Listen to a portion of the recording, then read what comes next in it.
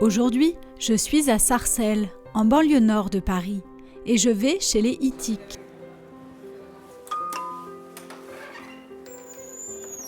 Bonjour. Bonjour Sophie. Jacques est né en 1936 en région parisienne, de parents d'origine roumaine. Il a 2 sœurs aînées et un frère jumeau.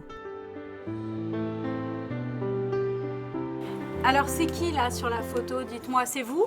Sans le vouloir, vous avez signalé celui-là. Et celui-là, c'est moi. La veille de la rafle du Veldiv, l'ami à ma mère, commissaire de police, est venu la prévenir, il faut vous sauver de suite. Parce que le lendemain, c'était la rafle du Veldiv. Elle a pris ses 4 enfants, donc les 2 jumeaux, mes 2 sœurs, et on a passé la ligne de démarcation pour se sauver. D'accord. Donc tout de suite, elle réagit, Elle a réagi, j'avais 6 ans, 5-6 ans. Je sais que ça s'est fait comme ça. Sa mère part donc seule avec ses 4 enfants vers la zone libre où est son mari, engagé dans la Légion étrangère. Et on est arrivé à Vierzon. Elle a pris ses 4 enfants, on est passé sous les fils barbelés et on a atterri en bas. Il y avait quoi, je sais pas moi, 10 mètres, 15 mètres, j'en sais rien. Il y avait les 2 sentinelles allemandes. On devait les passer, les contourner. Et dites-moi, vous aviez quel âge là? 6 ans. Vous avez 6 ans avec votre frère Avec jumeau. mon frère jumeau, on avait 6 ans. Une sœur avait, Anna, elle avait 9 ans.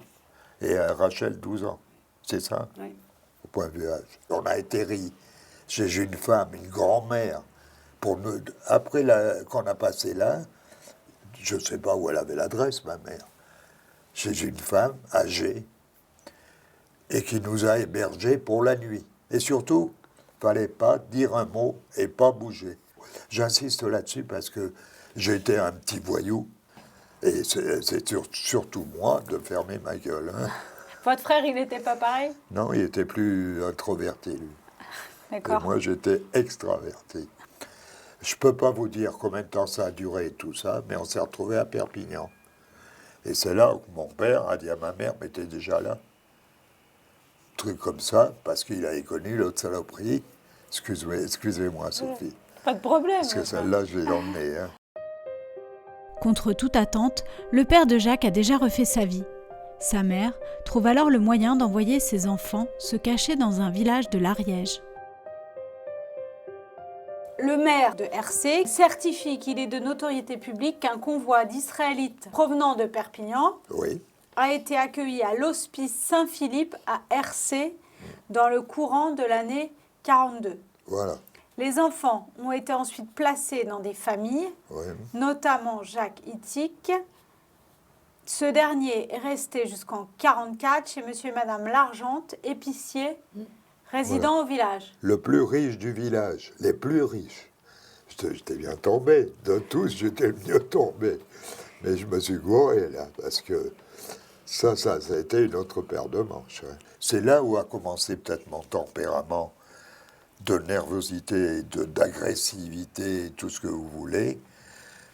Parce que maman, quand elle est partie, j'étais très attaché à maman, au jules de maman. Et quand on m'a laissé, j'ai piqué une crise de larmes. Ça a duré, je sais pas, 1 jour, 2 jours, je sais pas. Et bref, après, bon, ben, vous êtes petit, qu'est-ce que vous pouvez faire? Vous ne pouvez pas vous révolter. Les jours ont passé. Je me suis habitué à... Regardez ma tête, là. Drôle de tête, là, ici.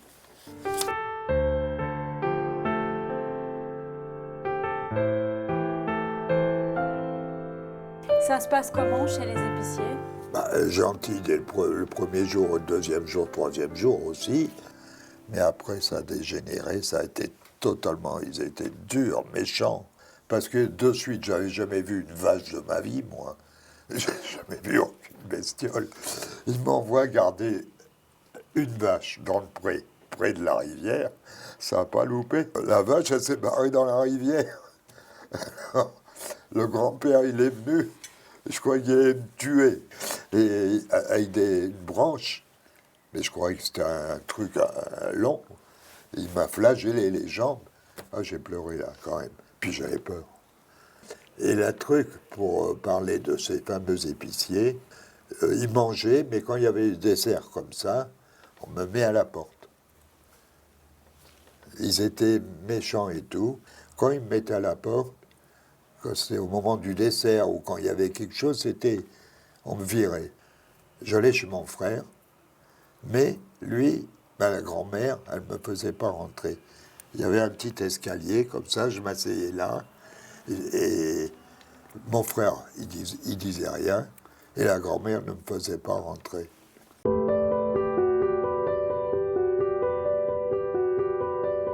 Le seul truc qui me retenait un peu et que j'étais un peu heureux, c'était mon petit livre rouge pour le catéchisme, vous voyez, et j'allais apprendre. Et là, j'étais heureux parce que c'était une autre vie. C'est à ce moment-là que ma vie était un peu plus heureuse. Parce que je pénétrais dans cet antre. C'est joli, une église. Et je me sentais, je vivais. Et puis, monsieur le curé, je ne sais pas si on dit monsieur ou quoi, il était gentil avec moi. Mais ça veut dire quoi? Il s'intéresse à vous, il vous parle Oui, et parce que j'apprenais bien, j'étais le meilleur, surtout par cœur. Et puis, c'était comme une deuxième famille pour moi. Et j'allais passer enfant de cœur. C'est à ce moment-là que ma mère, ça a coïncidé qu'elle est revenue nous chercher. Sinon, je me trouvais enfant de cœur. Enfant de cœur, ça me plaisait, l'habit, le machin. Mais ça ne m'a pas chagriné quand maman est venue nous chercher. C'était ma maman. Sa mère vient les chercher et il s'installe avec son nouveau compagnon. Dans la petite maison, on est dans, je sais pas, comme une clairière près des bois. Et il y avait les maquisards qui passaient, ça je m'en souviens, et les Allemands qui étaient là aussi encore. Et il y a un moment, il fallait sauver vite dans le bois, parce qu'ils arrivaient. On était prévenus par les maquisards, enfin pas moi, maman, tous à l'école pour aller se planquer dans le bois. Il y avait la résistance, il y avait les miliciens et il y avait les cheveux. Après la guerre, la mère de Jacques et son compagnon font faillite. Elle est obligée de confier Jacques à son père et sa belle-mère, avec laquelle il ne s'entend pas du tout. Je me suis retrouvé dans l'arrière-boutique, parce qu'il ne pouvait pas me foutre à la porte. Il m'a logé dans l'arrière-boutique de son magasin, sur un lit de camp, avec un drap.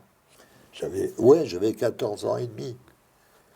Et lui, il me donnait 2 francs, ce qui me permettait de manger un sandwich et demi pour 2 jours. Ouais. J'ai été nourri que comme ça. Mais il était obligé, il ne pouvait pas me mettre à la rue, j'étais mineur. Jacques rencontre alors celle qui deviendra sa première épouse. Et elle, quand je l'ai connue, elle m'a aidé avec un paquet de cigarettes, à mettre des cigarettes et manger. Pour moi, c'était Pérou. Hein.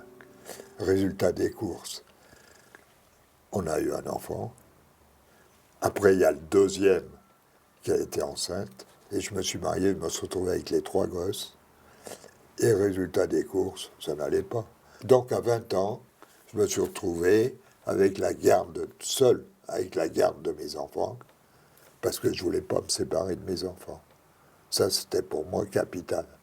En vertu de mon enfance à moi, j'étais déjà plus qu'adulte, mature là-dessus. Que vous vouliez ou pas, quand vous avez une enfance comme ça perturbée, c'est beau de raconter, mais il faut le vivre.